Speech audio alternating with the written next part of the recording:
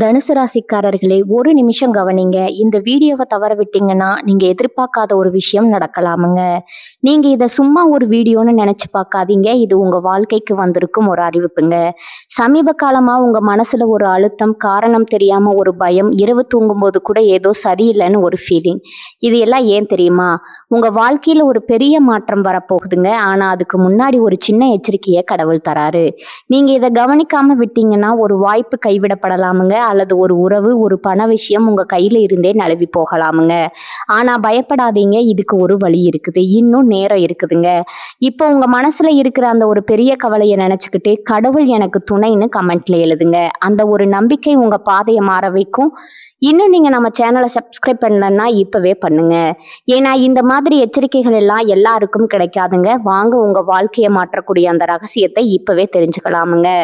12 ராசிகள்ல மிகவும் நேர்மையான தர்ம சிந்தனை கொண்ட ராசி எதுன்னு கேட்டா அது தனுசு ராசி தாங்க. ஆனா இந்த பிறவியில நீங்க ஏன் இப்படி இருக்கிறீங்கன்னு என்றாவது யோசித்திருக்கிறீர்களா? உங்க குணங்கள், உங்கள் அறிவுத்திறன், சில நேரங்கள்ல உங்களுக்குள்ள எழும் விவரிக்க முடியாத ஞானம், இவை அனைத்தும் உங்கள் முற்பிறவியோடு தொடர்புடையவைங்க. அகத்தியர் முனிவர் அருளிய நாடி ஜோதிட சாஸ்திரங்களின்படி தனுசு ராசியில பிறந்த நீங்க முற்பிறவியில ஞானிகளா அல்லது அறிஞர்களா என்பதை இந்த வீடியோல விரிவா பார்க்க போறோம்ங்க. தனுசு ராசி என்பது காலபுருஷ தத்துவத்தின் 9வது ராசிங்க. நவகிரகங்களின் குருன்னு போற்றப்படக்கூடிய தேவர் குருவான பிரகஸ்பதியின் முழுமையான ஆதிக்கத்தை பெற்ற ஒரு உன்னதமான ராசி இதுங்க. பொதுவாவே நெருப்பு தத்துவத்தை கொண்ட ராசிகள் வீரம் மிக்கவையா கருதப்படும். ஆனா தனுசு ராசி என்பது வெறும் ஆக்ரோஷமான நெருப்பு அல்லங்க, அது ஒரு யாக குண்டத்துல எரியும் புனிதமான நெருப்பு போன்றதுங்க. வில்லேந்திய ஒரு வீரனை அடையாளமா கொண்டிருந்தாலும் அந்த வீர நீதம் அம்பானதுல கீகமான வெற்றிகளை தாண்டி ஆன்மீக இலக்குகளையும் பேரறிவையும் நோக்கியே பாயுதுங்க. தனுசு ராசியில பிறந்தவர்களின் ஆள் மனதுல எப்போதும் ஒரு தேடல் இருந்து கொண்டே இருக்குமுங்க. இந்த தேடல் என்பது சாதாரணமான பொருள் சார்ந்த தேடல் அல்லங்க. நான் யாரு, இந்த உலகிற்கும் நமக்கும் என்ன தொடர்பு, வாழ்க்கையில உண்மையான நோக்கம் என்ன என்பதை பற்றிய ஒரு தத்துவமான தேடலாகுமுங்க.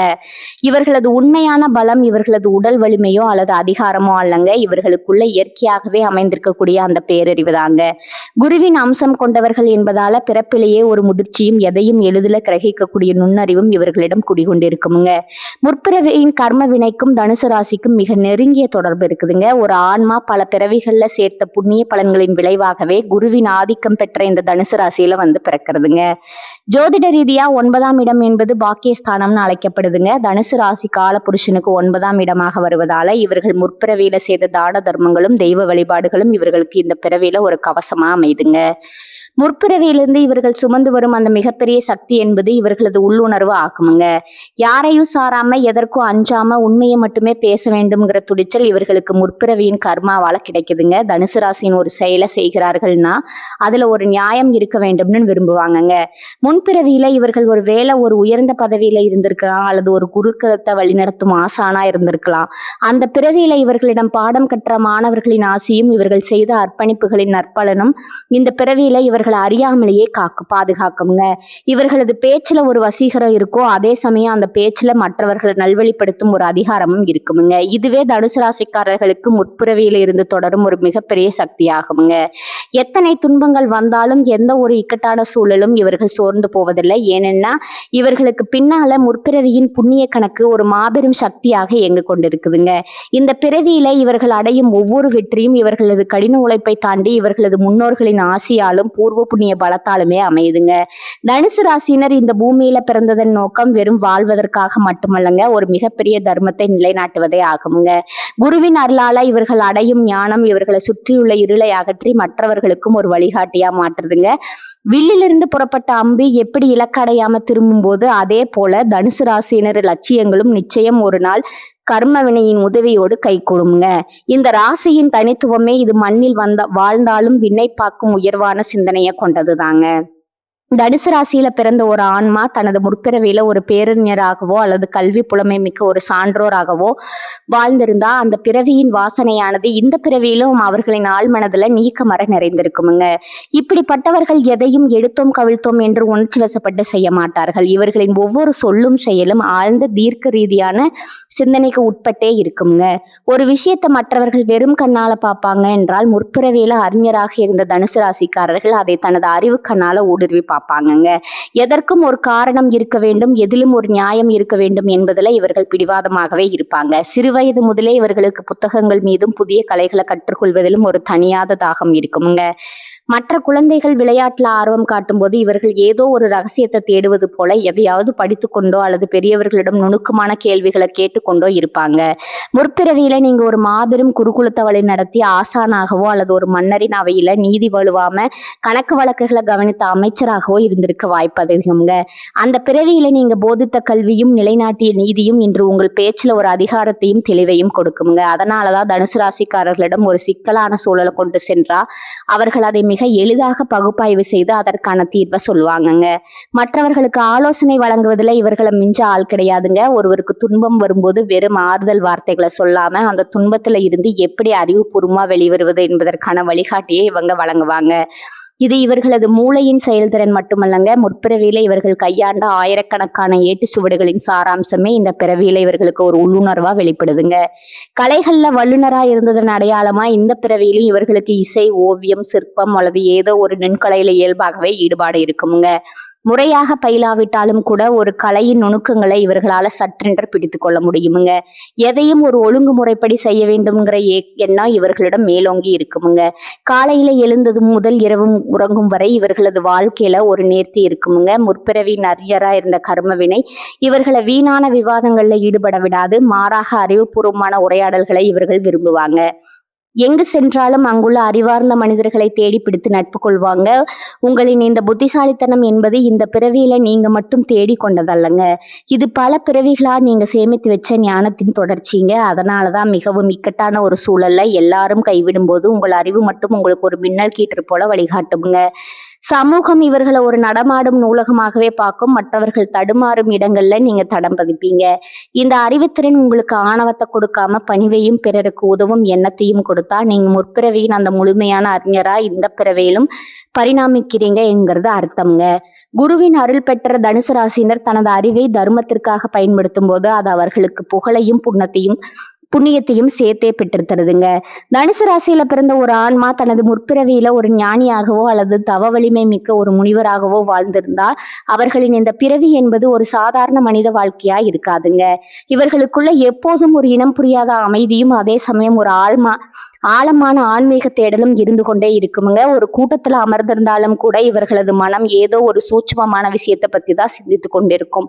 உலகமே கொண்டாடும் ஆடம்பரமான விழாக்களோ அல்லது பொருள் சார்ந்த இன்பங்களோ இவர்களை பெரிதா கவர்ந்து விட முடியாதுங்க. மற்றவர்கள் பணத்தையும் புகழையும் தேடி ஓடும்போது இந்த தனுசு ராசி அன்பர்கள் மட்டும் வாழ்வின் உண்மையான அர்த்தம் என்ன என்ற கேள்வியோடு தங்களை தாங்களே தேடிக்கொண்டிருப்பாங்க. இவர்கள் பெரும்பாலும் தனிமையை விரும்புவாங்க. அந்த தனிமை என்பது வெறுமையால ஏற்படுவதல்லங்க, மாறாக அது இவர்களது ஆன்மா இறைவனோடு அல்லது இயற்கையோடு உரையாடும் ஒரு உன்னதமான தருணம்ங்க. யாரிடமும் அதிகம் பேச தோன்றாது. ஆனா மௌனமா இருக்கும்போது இவர்களுக்குள்ள 1000 ஞான தெளிவுகள் பிறக்குமுங்க. முற்பிறவியில நீங்க ஒரு அடர்ந்த காட்டுல உள்ள மலை குகையிலோ அல்லது புண்ணிய நதிக்கரையிலோ அமர்ந்து பல ஆண்டு காலம் தவம் செய்த ஒரு முனிவரா இருந்திருக்க வாய்ப்பு ரொம்பவும் அதிகமா இருந்திருக்குமுங்க. அந்த தவத்தின் வாசனையே இந்த பிறவியில உங்களை ஒரு அமைதியான சுபாவம் கொண்டவரா மாற்றி இருக்குமுங்க. சில நேரங்கள்ல உங்களுக்குள்ள ஒரு உள்ளுணர்வு தோன்றுமுங்க. அது நடக்கும்போது விஷயங்களை முன்கூட்டியே உங்களுக்கு தெரியப்படுத்துமுங்க. மற்றவர்கள் அதை தற்செயல்னு சொல்லலாம், ஆனா அது உங்களுக்கு முற்பிறவியின் ஞானக்கண் இன்னும் முழுமையா மூட விடவில்லைங்கிறதுக்கான சான்றுங்க. உங்களுக்கு கனவுகள்ல சில கோயில்களோ அல்லது பழங்கால சித்தர்களின் வாழ்விடங்களோ அடிக்கடி வரக்கூடுமுங்க. இறைப்பணியில முழுமையா திளைத்த ஒரு ஆன்மீகவாதியா நீங்க இருந்ததன் விளைவா இந்த பிறவியில உங்களால அநியாயங்களை கண்டு சகித்து கொள்ள முடியாதுங்க. ஒரு கோவிலுக்கு சென்றாலோ அல்லது ஒரு பக்தி பாடலை கேட்டாலோ உங்க கண்கள்ல அறியாமலேயே நீர் கசியுமுங்க. இது உங்களது ஆன்மா தனது பழைய தொடர்பை தேடி இயங்குவதை காட்டுதுங்க. உலகாயாத இன்பங்களான வீடு, வாசல், சொத்து ஆகியவற்றிற்கு நீங்க முக்கியத்துவம் கொடுத்தாலும் உங்க ஆழ்மனம் எப்போதும் மன அமைதியே முழுமையானதா கருதுமுங்க.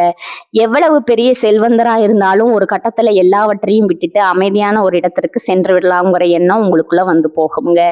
பிறருக்கு துன்பம் வரும்போது உங்கள் கைகள் தானாகவே உதவி செய்ய துடிக்குமுங்க. அந்த உதவி என்பது வெறும் பொருளுதவி அல்லங்க. உங்களது வார்த்தைகளால் அவர்களுக்கு ஒரு பெரிய மனமாற்றத்தை ஏற்படுத்துவீங்க. முற்பிறவியில நீங்க செய்த அந்த தவப்பயன் உங்களை இந்த பிறவியிலும் ஒரு வழிகாட்டியாவே இருக்குதுங்க. உங்க அருகில் இருப்பவர்கள் உங்களை ஒரு விசித்திரமான மனிதரா பார்க்கலாமுங்க. ஆனா உங்க உள்ளே இருக்கும் அந்த ஞானம் ஒரு நாள் உலகிற்கு வெளிப்படுங்க. தனுசு ராசியின் தத்துவமே மண்ணில் வாழும் போதே விண்ணில் இருக்கும் இறைவனை உணர்வது தாங்க. அந்த புனிதமான பாதையில நீங்க நடப்பதற்கு காரணம் உங்க கடந்த கால புனிதமான ஆன்மீக தொடர்புகளே ஆகுங்க. இந்த பிறவி என்பது உங்கள் ஆன்மா அடைந்த அந்த ஞானத்தை முழுமைப்படுத்துவதற்கான ஒரு அற்புதமான வாய்ப்பாகுங்க. அகத்திய மாமுனிவர் தனது ஞான கண்ணால கண்டறிந்த பேரிண்டத்தின் ரகசியங்கள்ல ஒன்றுதான் இந்த தனுசு ராசியின் கர்ம வினை தொடர்புங்க. தனுசு ராசியில பிறந்த ஒரு ஆன்மா இந்த பூமியில எடுக்கும் ஒவ்வொரு முடிவும், அவர்கள் சந்திக்கும் ஒவ்வொரு இக்கட்டான சூழலும் தற்செயலானது அல்லங்க. அது அவர்களின் கடந்த கால தவ பயனின் நேரடி விளைவாகுங்க. அகத்தியர் பெருமான் தனது நாடி சுவடுகள்ல குறிப்பிடுவது என்னன்னா, ஒரு ஆன்மா பல கோடி பிறவுகள்ல செய்த புண்ணியத்தின் சாரமே தனுசு ராசியில பிறப்பதற்கான தகுதியை வழங்குதுங்க. நீங்க இந்த பிறவியில ஒரு மாபெரும் அறிஞரா திகழ்ந்தாலும் சரி, அல்லது உலகப்பற்ற துறந்த ஒரு ஞானியா வாழ்ந்தாலும் சரி, உங்கள் இருவருக்கும் பொதுவான ஒரு உன்னத கடமை இருக்குதுங்க. அதுதான் தர்மம் காப்பது. தனுசு ராசியினர் வெறும் வார்த்தைகளால தர்மத்தை பேசுபவர்கள் அல்லங்க, அதை தன் வாழ்நாள் முழுவதும் செயல்ல காட்ட வேண்டிய கட்டாயத்துல இருப்பவங்க. நீங்க செய்யும் ஒவ்வொரு சிறு உதவியும், ஒரு பசித்தவனுக்கு இடும் உணவும், ஒரு அறியாமையில் இருப்பவனுக்கு காட்டும் நல்வழியும் உங்களை முற்பிறவி கர்மவினைகளை சுட்டரிக்கும் புனித தீயா மாறுங்க. அகத்தியர் அருளிய ரகசியத்தின்படி தனுசு ராசியினர் இந்த பிறவியில சந்திக்கும் சோதனைகள் அனைத்தும் அவர்களின் கர்மாவை துடைப்பதற்காகவே வருதுங்க. அந்த சோதனைகளை கண்டு நீங்க அஞ்ச தேவையில்லைங்க.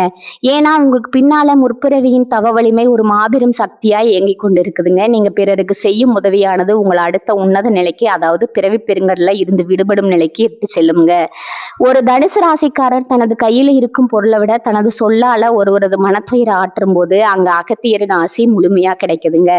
நீங்க எடுக்கும் ஒவ்வொரு முடிவிலும் ஒரு தெய்வீக தன்மை இருக்க வேண்டும். பேராசைக்கோ அல்லது சுயநலத்திற்கோ இடம் கொடுக்காம பொதுநலத்தையும் நீதியிலையும் நிலைநாட்ட முற்படுத்தும் போது உங்களது கர்ம வினைகள் மறைந்து உங்கள் ஆன்மா பேரொளியாக மாறுங்க.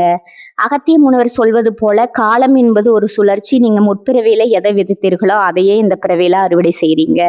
ஆனா இந்த பிறவியில நீங்க செய்யும் தர்மங்கள் உங்கள் எதிர்கால பிறவிகளை மட்டுமல்ல, உங்களது முன்னோர்களின் ஆன்மாக்களையும் சாந்தியடை செய்யும் வல்லமை கொண்டதுங்க. தனுசு ராசியின் வில்லிலிருந்து புறப்படும் அம்பு எப்படி தர்மத்தின் பாதையில செல்ல வேண்டுமோ அப்படியே உங்க வாழ்க்கையும் அமைய வேண்டும்ங்க. இதுவே அகத்தியர் முனிவர் உங்களுக்கு உணர்த்தும் வாழ்வின் ரகசியமுங்க. உங்கள் கடமையை சரியா செய்யுங்க, பலனை பத்தி கவலைப்படாதீங்க. ஏனெனில் அந்த பலனை தீர்மானிப்பது உங்கள் கடந்த கால தவமும் நீங்கள் இப்போது செய்யும் தர்மமுமே ஆகுமுங்க. பல்லாயிரம் ஆண்டுகளுக்கு முன்னால பொதிகை மலையின் அடிவாரத்துல ஒரு அடர்ந்த காடு இருந்ததுங்க. அந்த தர்மவனத்துல 2 நண்பர்கள் வாழ்ந்து வந்தனர். ஒருவன் பெயர் ஆதித்தன். அவன் ஒரு சிறந்த அறிஞன், சகல கலைகளையும் கற்றவன்க. அரசபையில அமைச்சரா பணியாற்றிய அனுபவம் கொண்டவன். எதையும் தர்க்க ரீதியா சிந்திப்பதுல அவனுக்கு நிகர் எவனும் இல்லைங்க.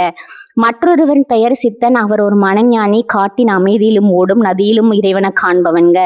ஒரு முறை இவர்கள் இருவரும் ஒரு பழங்காலத்து சிதலம் அடைந்த சிவன் கோயிலுக்கு சென்றனருங்க. அங்க ஒரு பழைய சுவடியில தனுசு ராசியின் ரகசியம் பற்றிய சில வரிகள் இருந்துச்சு. அதை படிச்ச ஆதித்தன் தனது அறிவாற்றலால அதை ஆராய தொடங்கினாங்க. சித்தனோ, இந்த பிரபஞ்சம் ஒரு கணக்கு, நாம் செய்யும் ஒவ்வொரு செயலும் ஒரு குறிப்பிட்ட விதியின்படி நடக்குது. தனுசு ராசியில பிறந்தவர்கள் ஏன் இவ்வளவு அறிவோடும் போராட்ட குணத்தோடும் இருக்கிறார்கள் தெரியுமா? அவர்கள் முற்பிறவியில தர்மத்திற்காக தங்களது அறிவை செலவிட்டாங்கன்னு தர்க்கம் பேசினாங்க. அப்போது அங்க ஒரு முதியவர் தோன்றி அவர்களிடம் ஒரு வில்லையும் ஒரு தீபத்தையும் கொடுத்தாருங்க. ஆதித்தனோ, இந்த வில்லை வைத்து உன்னால் இலக்கு அடைக்க முடியும், ஆனா அந்த இலக்கின் பயன் என்ன சித்தனே? இந்த தீபத்தை வைத்து இருள போக்க முடியும், ஆனா அந்த வெளிச்சம் எங்க சொல்ல வேண்டும்னு கேட்டாருங்க. அவர்கள் இருவரும் குழம்பினர். அந்த முதியவர் வேறு யாரும் இல்லைங்க, அகத்திய மாமுனிவர் தாங்க. அவர் புன்னகைத்து சொன்னார், தனுசு ராசியின் ரகசியமே இதுதான். ஆதித்தன் போன்ற அறிஞர்கள் முற்பிறவியில நீதியையும் சட்டத்தையும் நிலைநாட்டியவர்கள். அதனாலதான் இந்த பிறவியில அவர்களுக்கு தெளிவான அறிவும் நிர்வாகத்திறனும் இருக்குது. ஆனா சித்தன் போன்ற ஞானிகள் முற்பிறவியில தவம் செய்து இறைவனை உணர்ந்தவர்கள். அதனால்தான் அவர்களுக்கு இந்த பிறவியில உலகத்தின் மீதான பற்று குறைந்து மன அமைதியை தேடும் குணம் இருக்கிறது. அப்படியானால் நாங்கள் இருவரும் இப்போது என்ன செய்ய வேண்டும் என்று இருவரும் கேட்டனர். அகத்தினர் சொன்னார், வில்லேந்திய வீரன் போல அறிஞர்கள் நீதியை காக்க வேண்டும், கையில் தீபம் ஏந்திய ஞானி போல மற்றவர்களுக்கு நல்வழி காட்ட வேண்டும். தனுசு ராசியில பிறந்தவர்கள் வெறும் மனிதர்கள் அல்ல, அவர்கள் கடந்த கால தவத்தின் மிச்சங்கள். நீங்கள் செய்யும் ஒவ்வொரு தர்மமும் உங்கள் கர்ம வினையை எரிக்கும். இந்த பிறவியில நீங்க சந்திக்கும் வழிகள் அனைத்தும் உங்கள் ஆன்மாவை தூய்மைப்படுத்தவே வருது. அறிஞனாக இருந்தாலும் ஞானியாக இருந்தாலும் உங்கள் லட்சியம் ஒன்றாகவே இருக்கட்டும், அதுதான் பிறருக்கு உதவுதல். திடீரென்று அகத்தியர் மறைந்தார்.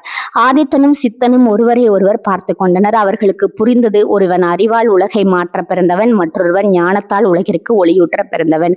இருவருமே தனுசு ராசியின் இரு கண்கள். அந்த நாள் முதல் அவர்கள் இருவரும் தங்களது முற்பிறவி பயனை உணர்ந்து தர்மத்தை நிலைநாட்டத் தொடங்கினர். அவர்கள் எங்கு சென்றாலும் அந்த வெல்லும் வேலும் தீபமும் அவர்களுக்கு துணையாக இருந்தது. இதுவே தனுசு ராசியின் ரகசியமான கதை. நேயர்களே, உங்கள் வாழ்க்கையில நடக்கும் பல விஷயங்களுக்கு இப்போது விடை கிடைத்திருக்கும் என்று நம்புகிறேன். நீங்க ஒரு அறிஞரா அல்லது ஞானியா, உங்க மனதிற்குள்ள எது அதிகம் தோன்றுகிறது அதை மறக்காம கமெண்ட் பாக்ஸ்ல சொல்லுங்க. தனுசு ராசிக்காரர்களே, இந்த வீடியோவை இவ்வளவு நேரம் முழுசா பார்த்ததுக்கு ஒரு அர்த்தம் இருக்குது. நீங்க வாழ்க்கையை சும்மா வாழ்ந்துட்டு போறவங்க இல்ல, ஒரு இலக்கை கொண்டு வாழ்க்கையை வாழ்றவங்க. சில நேரம் வாழ்க்கை உங்களை சோதிச்சிருக்கலாம். சில விஷயங்கள் நம்ம கையில இருந்தும் நழுவி போயிருக்கலாம். அதனால நீங்க மனசு உடைஞ்சு போன நேரங்களும் இருக்கும். ஆனா ஒரு விஷயத்த மறந்துடாதீங்க.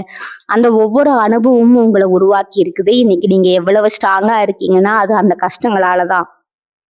இப்ப நீங்க நிக்கிற இந்த நிலை ஒரு முடிவு இல்ல, அது ஒரு பவர்ஃபுல்லான ஸ்டார்டிங் பாயிண்ட். ஜோதிடம் என்ன சொல்லுது தெரியுமா? உங்க வாழ்க்கை மெதுவா ஒரு நல்ல பாதைக்கு திரும்புதுங்க. நீங்க எதிர்பார்த்த அந்த மாற்றம் அதிக தூரத்துல இல்லைங்க. ஆனா அந்த மாற்றத்தை அனுபவிக்கணும்னா ஒரு விஷயம் மட்டும் தேவை. அதுதான் உங்க நம்பிக்கை. நீங்க உங்களை நம்பணும், உங்க முடிவுகளை நம்பணும், உங்க பாதையை நம்பணும்.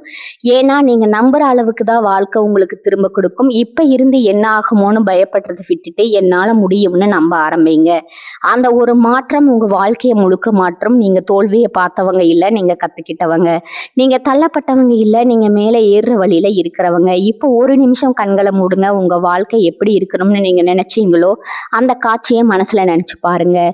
அது சாத்தியம் இல்லைன்னு யாரும் சொல்ல முடியாதுங்க. ஏன்னா அந்த சக்தி உங்களுக்குள்ள இருக்கு. ஜோதிடம் உங்களுக்கு வழிகாட்டுது. ஆனா அந்த வழியில நடக்கிற சக்தி, தைரியம், முடிவு அது முழுக்க முழுக்க உங்க கையில தான் இருக்குதுங்க. இப்ப இருந்து ஒரு முடிவு எடுத்துருங்க. என்ன நடந்தாலும் நான் முன்னேறி போவேன். என்ன தடைகள் வந்தாலும் நான் நிக்க மாட்டேன். என் வாழ்க்கையை நான் மாற்றுவேன். இந்த முடிவை எடுத்த நீங்க அந்த நிமிஷத்துல இருந்து உங்க வாழ்க்கை மாற ஆரம்பிச்சிருக்கும். நம்பிக்கையோட இருங்க. பாசிட்டிவா நினைச்சுக்கோங்க. நீங்க டிசர்வ் பண்ற அந்த சந்தோஷம், வெற்றி, அமைதி அது உங்களை கண்டிப்பா தேடி வருங்க. தனுசு ராசிக்காரர்களே, நீங்க சாதிக்க பிறந்தவர்கள், நீங்க ஜெயிக்க பிறந்தவர்கள். நல்லதே நடக்குமுங்க, நிச்சயமா நடக்குமுங்க. வாழ்க வளமுடன். நன்றி, வணக்கம்.